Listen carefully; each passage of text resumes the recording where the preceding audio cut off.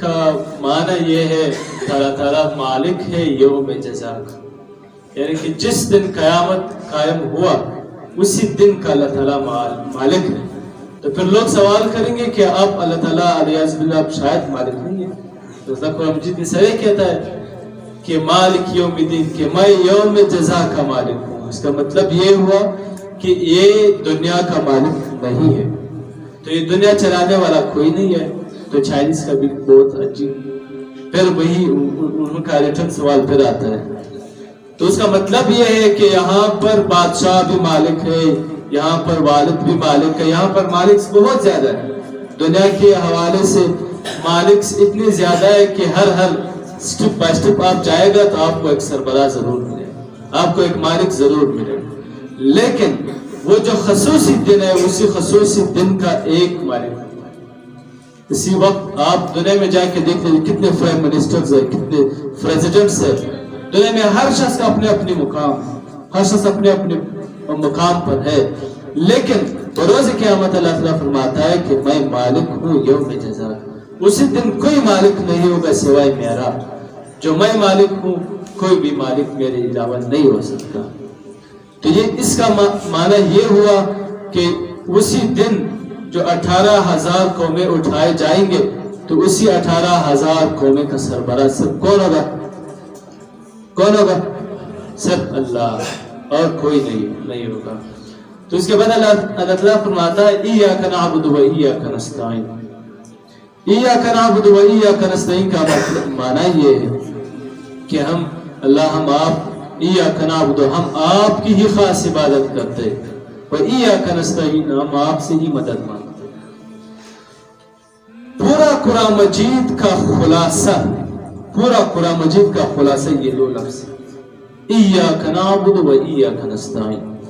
اللہ تعالیٰ نے پورا قرآن مجید کا مجمع یہ دو لفظوں میں رکھا ہوا ہے، ایاک نعبد و ایاک نستعین۔ کتنا بڑا عظیم قرآن مجید ہے جو دو لفظوں میں بند ہے۔ ہم آپ کی خاص عبادت کرتے اور ہم آپ ہی سے مدد مانگتے، یہ بہت بڑی اعزاز ہے۔ قرآن مجید، پورا قرآن مجید کا مجموعہ اللہ تعالیٰ نے لا کے دو صورتوں میں بند، دو آیاتوں میں بند کیا ہوا ہے۔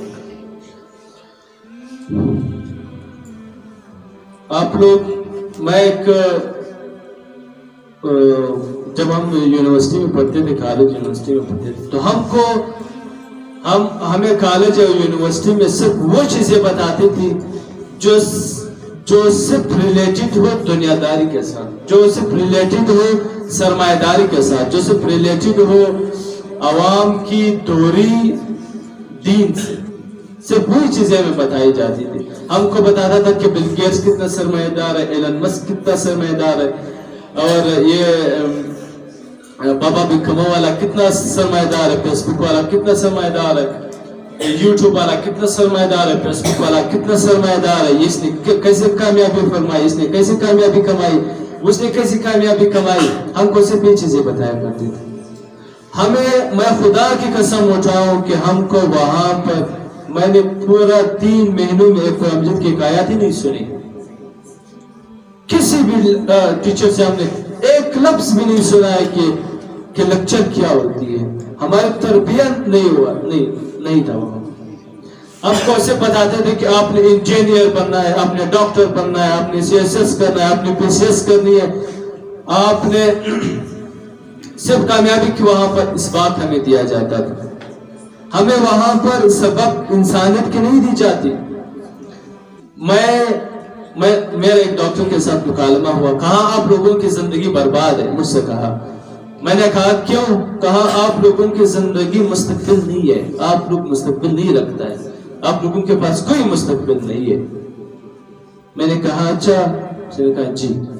میں نے کہا آپ کی مستقبل ہے کہ نہیں ہے؟ اس نے کہا میرا مستقبل تو ہے، میں الحمدللہ وکیل ہوں، میرے پاس ڈاکٹرز ہے، میرے پاس انجینئرز ہے، میرے پاس یہ ہے، وہ ہے، یہ ہے، وہ ساری چیزیں بتائیں۔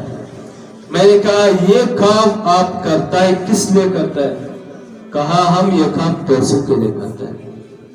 میں نے کہا واہ، آپ لوگ عجیب بندے ہو، آپ لوگ قسم سے عجیب لوگ ہیں۔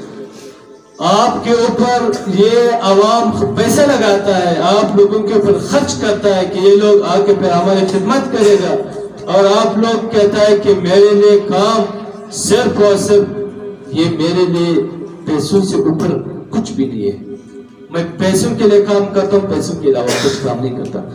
آج میں پورے والدین سے کہتا ہوں کہ خدا را اپنے بچوں کو انسانیت سکھائے، ٹیچر، انجینئر، کمپیوٹر، یعنی کہ جو بڑے بڑے محلات میں آپ کا بیٹا پہ رہ رہا ہوگا وہ نہ بنائے، اس سے انسان بنائے۔ انسان بنایا جاتا ہے صرف مدارس میں۔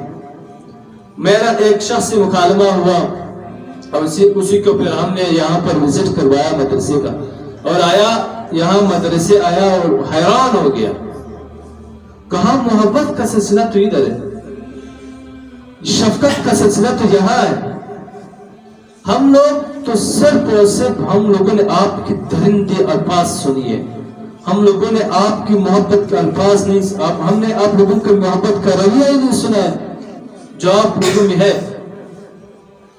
اور وہ حیران ہو گیا ہماری انسانیت اور ہماری اخلاق کی۔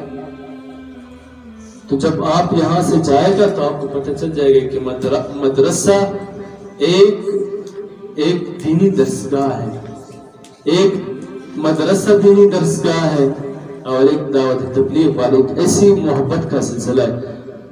دینی مدارس میں بھی آپ جا کے پوچھ لیجئے گا، وہاں پر ممالک کے لوگ وہاں جمع ہیں، ممالک سے لوگ آئے ہوئے وہاں پر جمع ہیں، لیکن محبت کے ساتھ ایسے رہتے جس کے دو بھائی ہیں۔ بالآخر جب وہ رخصت لیتا ہے تو رو کے لیتا ہے رخصت۔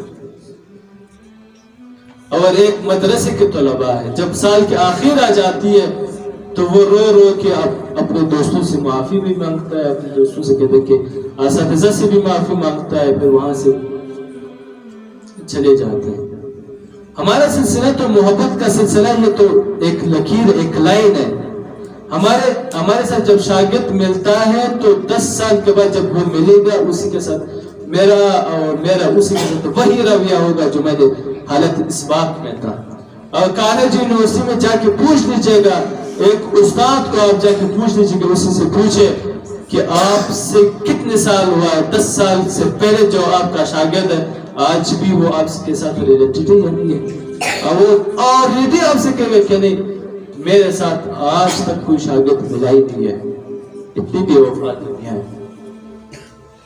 تو جب یہ دنیا کا ماحول اس طرح بنایا گیا ہے تو ہمارا پھر کیا اثر ہوگا؟ تو میں ہمیشہ والدین سے کہتا ہوں کہ خدا رب بچوں کو انجینئر، ڈاکٹر ضرور بنائے، اسی کے ساتھ ساتھ انسانیت کی درس بھی دے دے، اسی کے ساتھ ساتھ وہ اس کو یہ بھی بتائے کہ بیٹا یہ کرو وہ کرو، دین کی ترغیب دے دو۔ اور دین کی ترغیب دینا یہ بچے آپ کے اوپر فرض کے بچے کو دے دے۔